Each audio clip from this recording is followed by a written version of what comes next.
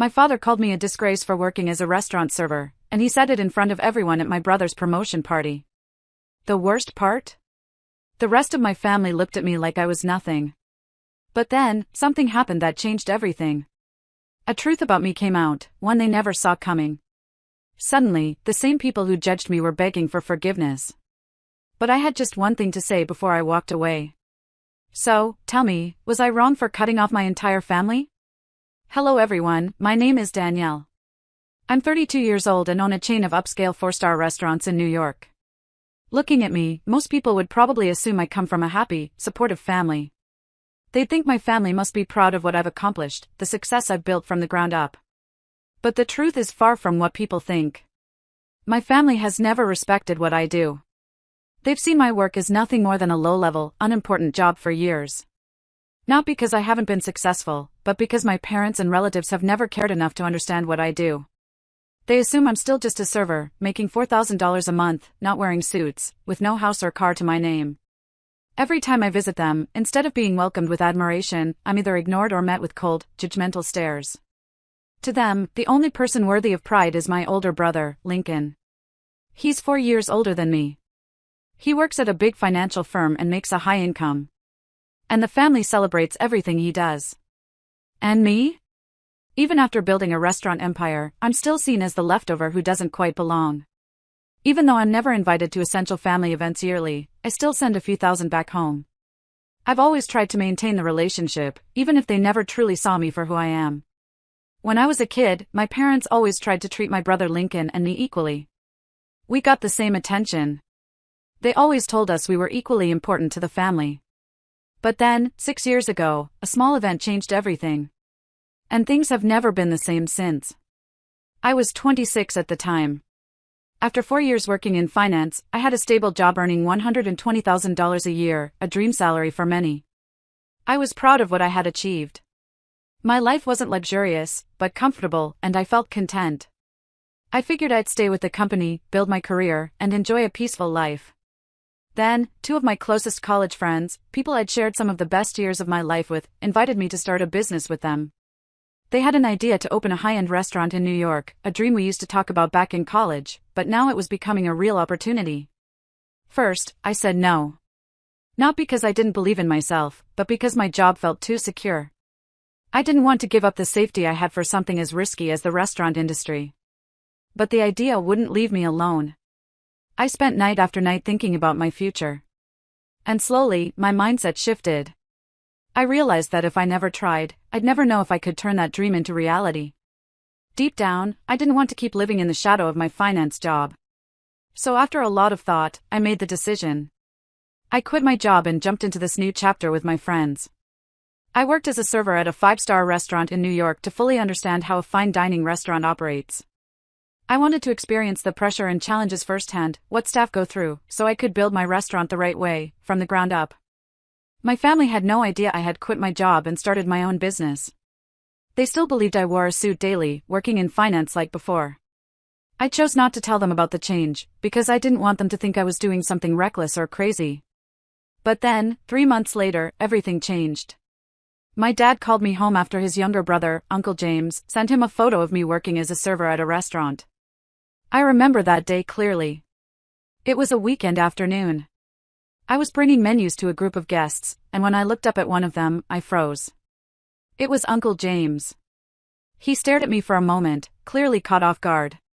I tried to stay calm, kept a professional smile, and continued my service like nothing happened. But deep down, I had a strong gut feeling, like something big was coming. After he left, I kept composure and finished my shift like any other day. But barely an hour later, my phone rang. It was my dad. His voice was cold, sharp, and firm. Every word clipped and angry. "You get home right now." That was the moment I knew this wouldn't be just a talk. Something was about to explode that night. After my dad's call, I went home to my parents' house. When I walked in, it wasn't just my mom and dad. Lincoln and his wife, Elena, were waiting. The air in the room was cold and heavy with tension. My dad didn't say a word. He just threw his phone toward me, his face emotionless. I picked it up, already sensing something was wrong. When I looked at the screen, my heart dropped. It was a message from Uncle James to my dad, and I was shocked by what I read. I thought Danielle was some big success. Turns out she's just a server. And all this time, you've been bragging that she works in finance and makes a great salary. What a joke. Below that message was a clear photo of me in my restaurant uniform. I never expected Uncle James to say something so cruel. I'd always known he was jealous of our family, but he took this moment to humiliate me, and, in his way, take a jab at my parents too. It hurt, but I kept my emotions in check. I knew I needed to stay calm. As soon as I finished reading, I said, "This is just a misunderstanding, Dad. I'm working in a restaurant not because I failed, but because I want to learn the business from the inside out. I'm starting my restaurant." I explained everything, the project I was working on with my friends, the dream we were building. I wanted them to see the bigger picture and understand what I was trying to do. But before I could finish, Lincoln jumped in. "This is insane, Danielle. You had a good job making great money. Why throw that away? You don't need to work in a restaurant to prove anything." Elena didn't hold back either. Right after Lincoln finished, she added, "Danielle, I think you're going way overboard. You don't need to be grinding away in a restaurant like that. It's just a waste of time." My mom, who usually tried to keep the peace, couldn't hold it this time. She said, "Even if you do end up owning a restaurant, you're still just someone serving food to others. There's nothing to be proud of in a job that low." Every word felt like a dagger. My dad didn't say much. He just looked at me coldly and said in a flat, emotionless voice, "If you're not returning to your old job, don't bother coming home again." At that moment, I had nothing left to say. I knew I couldn't go back. But facing rejection from the people I had always tried to make proud of was devastating. That night, I paid the price for following my dream, with silence, judgment, and the sting of being cast out by my family. And I understood from that point on, I would have to walk this road alone. After 6 months of working as a server at a 5-star restaurant, combined with my 4 years of experience in finance, I had gained a deep understanding of how top-tier restaurants operate. I didn't just learn about kitchen operations. I learned how to manage a team, build a brand, and create an experience where every guest felt cared for from the moment they walked through the door. The Heritage, that's the name we chose for our restaurant. Heritage wasn't just about elegance. It was a tribute to the culinary values we wanted to celebrate and share. The restaurant was located in Greenwich Village, New York, a vibrant culinary neighborhood, perfect for reaching diners who appreciate novelty and sophistication. We started with a total investment of $500,000. I contributed $200,000, and Anthony and Sophia, my 2 closest friends, each paid $150,000. But it wasn't enough to cover everything. We had to take out an additional $500,000 bank loan to pay for the space, interior design, kitchen equipment, and initial marketing efforts. That first year wasn't easy. We leveraged every connection I had from my finance days, inviting former colleagues and clients to try the food and share their experiences. Anthony, who worked in PR, led our media and communication strategy. With her marketing background, Sophia sought out major local events and opportunities that helped us attract attention and build a following. We focused on crafting a high-end menu, a blend of refined, creative dishes designed to make people feel like they weren't just dining, but experiencing something artistic. We hosted special events, wine tastings, jazz nights, and intimate VIP dinners to build loyalty and deepen our relationship with guests. After a year, the Heritage found its rhythm. We had steady revenue and a growing base of loyal customers who returned for the food, outstanding service, and unforgettable ambience. The restaurant didn't just survive.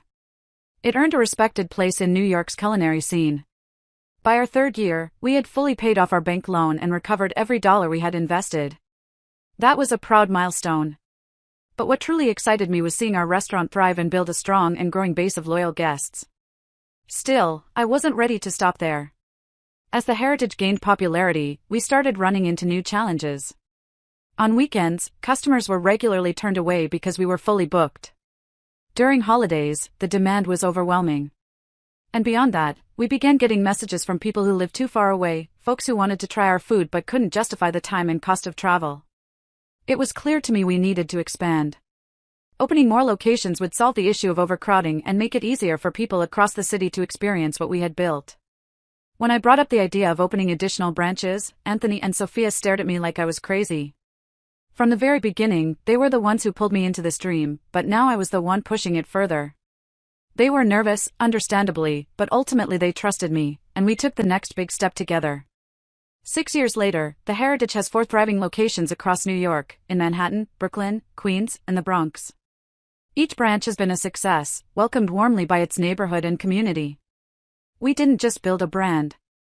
We brought fine dining closer to the people who love and appreciate it, no matter where they live.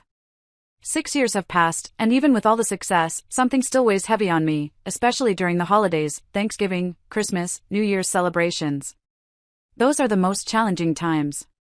Since the day I walked away from my family, there's been no contact, no calls, no invites, not even a text asking how I'm doing. We live in the same city, yet every attempt I've made to reconnect has been met with cold silence or avoidance, like they're embarrassed by me and think being seen with me would somehow bring them shame.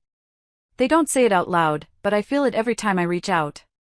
Whether I try to invite them out for a meal or check in on how they're doing, all I ever get is silence or a polite but distant shake. I still remember the holidays when I'd scroll through social media and see photos of them all together, smiling, laughing, while I sat alone, wondering if they ever thought about me. And yet, I still send nearly $10,000 to my parents every year. Maybe deep down, I still hope they'll see me. That one day, they'll finally acknowledge what I've built. I want them to realize I made it. I succeeded.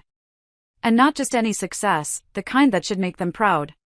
Sometimes I try to convince myself that I'm doing the right thing, building the relationship in my way, from a distance. But on those special days when the world feels warmer and closer, that space where my family should be never disappears. Even though I knew nothing had changed, I kept sending them money every year. Because somewhere deep down, I held on to this small hope that they would truly see me one day, not as the outcast son, but as someone who built his own life with his own 2 hands. But that hope, all of it, changed 3 months ago, when something serious happened at one of our restaurants. And from that moment on, I finally realized I don't need them. In fact, without them, I've done more than survive. I've thrived. It was a weekend, and I was doing one of my usual unannounced visits at our Brooklyn location. I do this often to ensure everything's running smoothly and stay connected with our longtime guests. I've always believed that to maintain a restaurant standard, I need to stay involved, to see things firsthand. While I was in the kitchen, one of the servers rushed in and reported to the manager. One of our staff accidentally spilled wine on a guest, and the guest is furious. The manager immediately moved to handle it, but I stopped him and said calmly, "I'll go with you."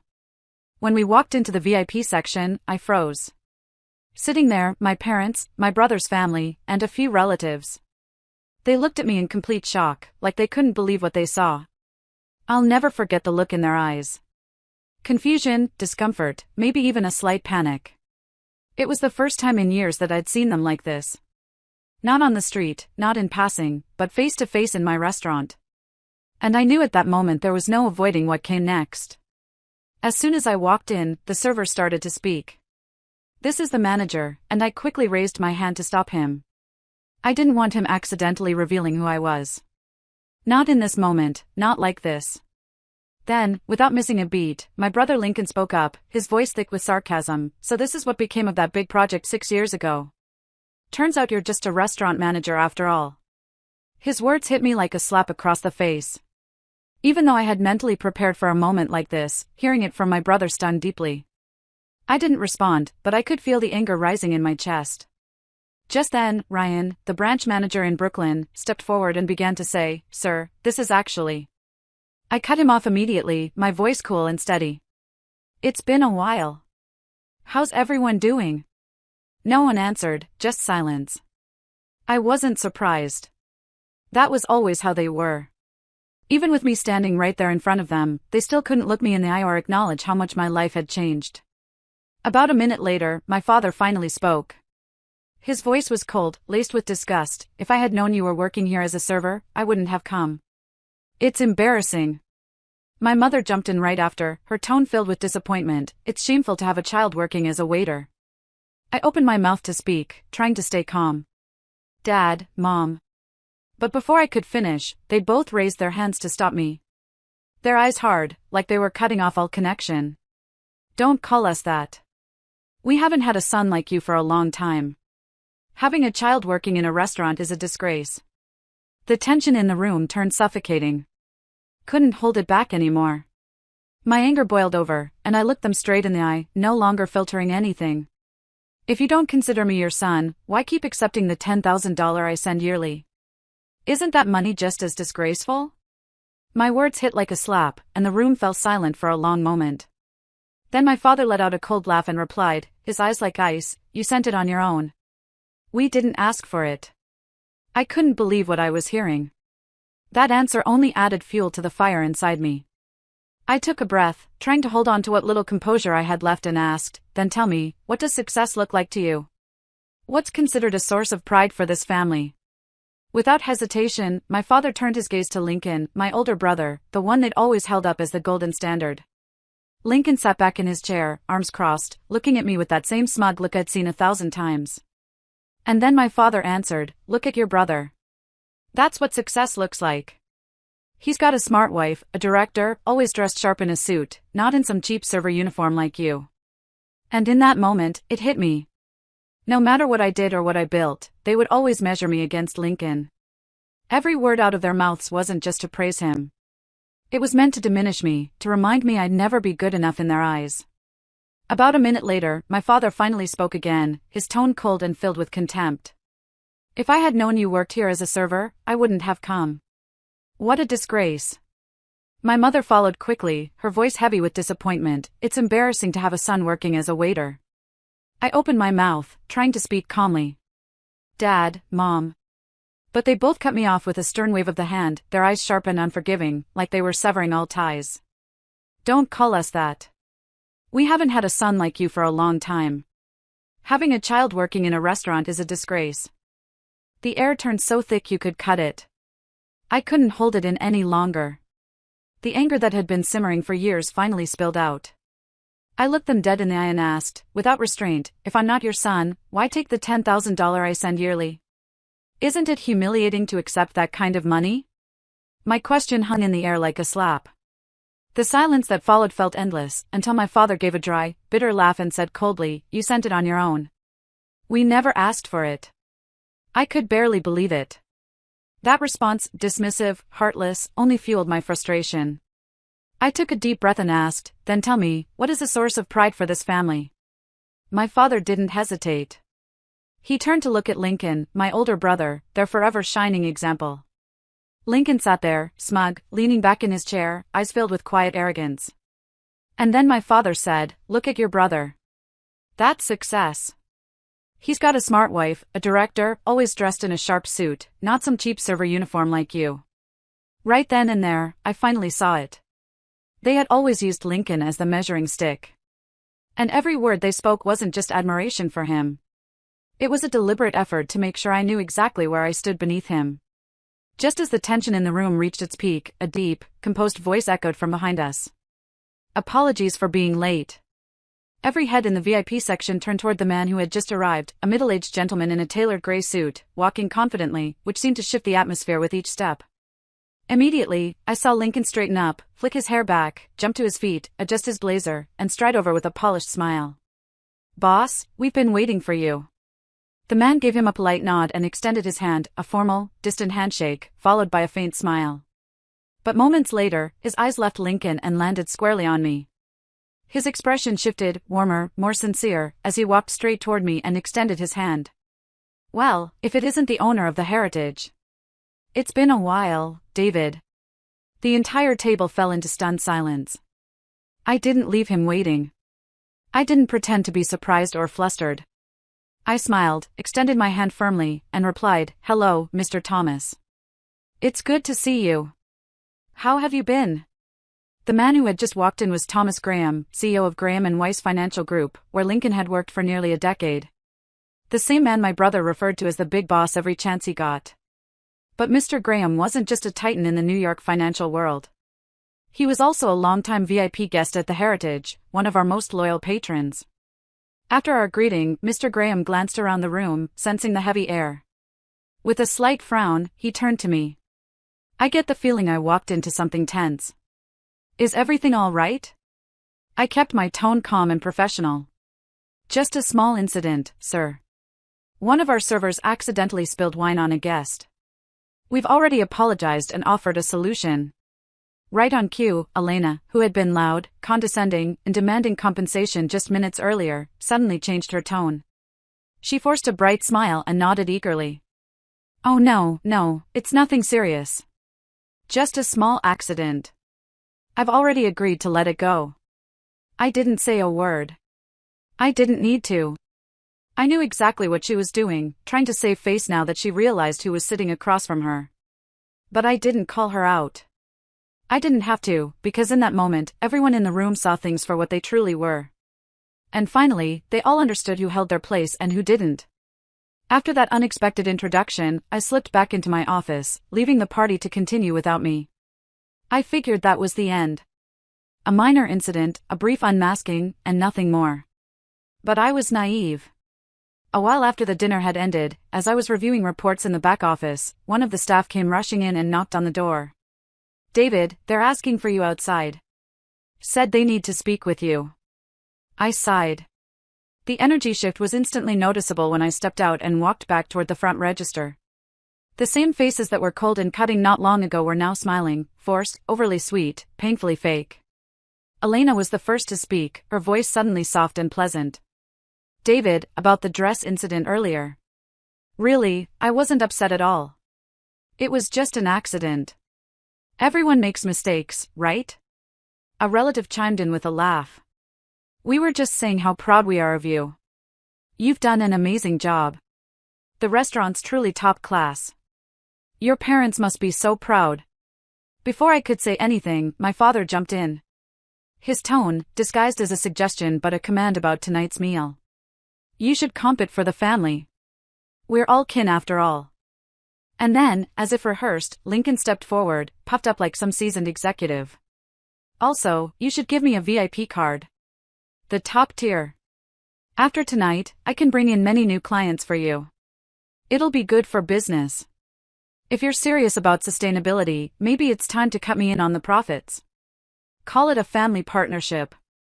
I stood silently behind the register, scanning their faces, each one straining to hold up a false smile. Then I laughed.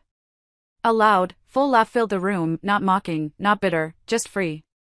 When the laughter faded, I looked at each of them and spoke slowly, clearly. Are you people out of your minds? After everything you said, everything you did, now you want a free meal, a VIP card, a share of my business? I paused, then continued, my tone colder now. No. I don't owe any of you a damn thing. And if any of you keep standing here making demands. I nodded toward the computer at the register, where the live security footage was displayed. I'll send the footage from earlier, when you were all insulting me, straight to Mr. Thomas's inbox. Let's see if he still wants to keep a director like you, Lincoln. Lincoln's face went pale. Elena clutched her purse a little tighter, eyes darting away. My parents said nothing. They knew. They knew. They just stepped right into the mess they made for themselves. No one said another word. They paid in full. Not a single cent discounted, and walked out of the restaurant, one by one. Not a single person daring to look back.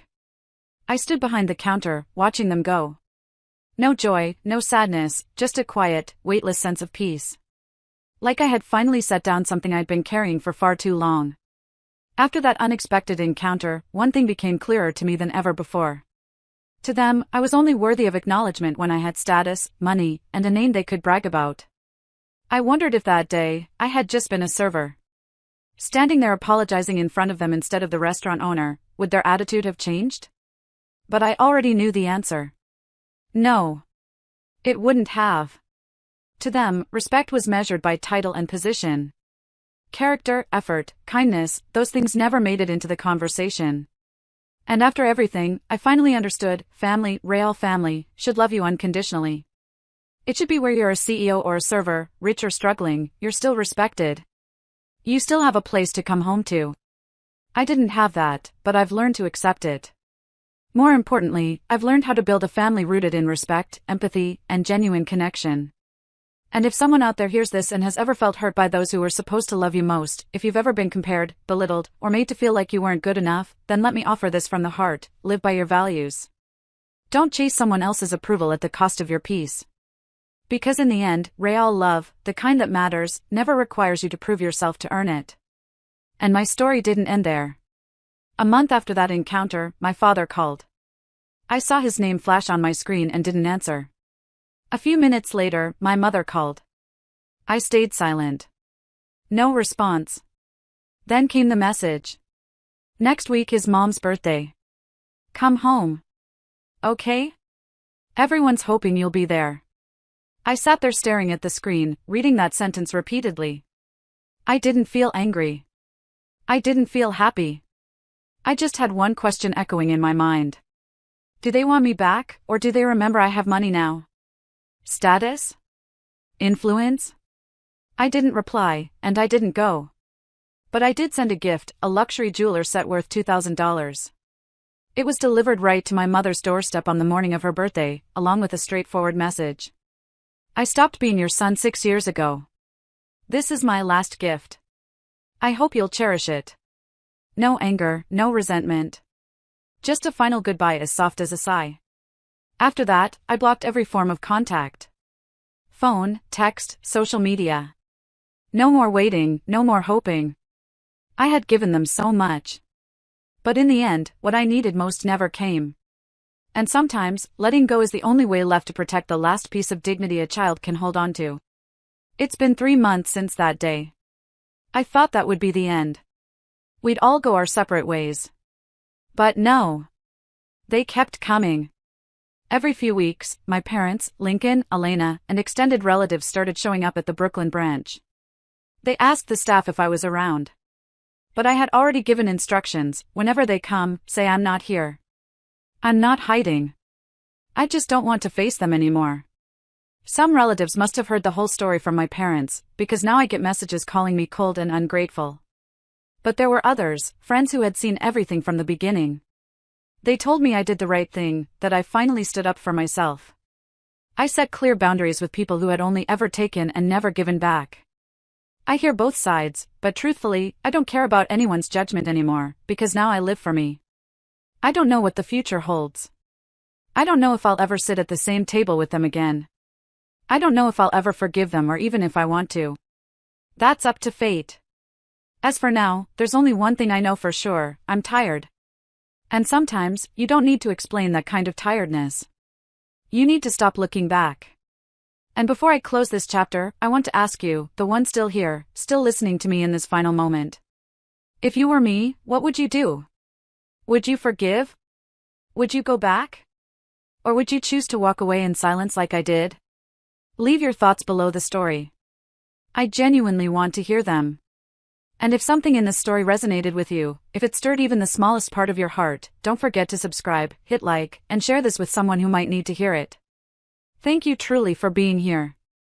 Goodbye for now, and I'll see you again in the following story.